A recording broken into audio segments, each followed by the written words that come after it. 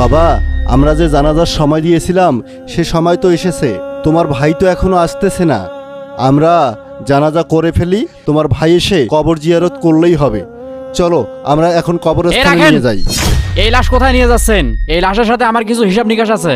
ভাই এতক্ষণ পরে এসে তুই কি বলিস ভাই? বাবা মারা গেছে, বাবা জানাজার করা লাগবে। চুপ থাক, তোর কান্না আমার ভাল লাগে না। চাচা, আপনি আসছেন, আপনি বিষয়টা দেখেন। বাবার আমরা দুই ছেলে, বড় ভাই ছোট ভাই। তা বাবা উত্তর মোড়ে 10 কাঠা জমি বড় ভাইয়ের বেশি দিল কেন? এইটার ফয়সালা আগে হবে, তারপর বাবার লাশ দাফন হবে। দেখো বাবা, বিষয়টা তো আমি আগে থেকেই জানি।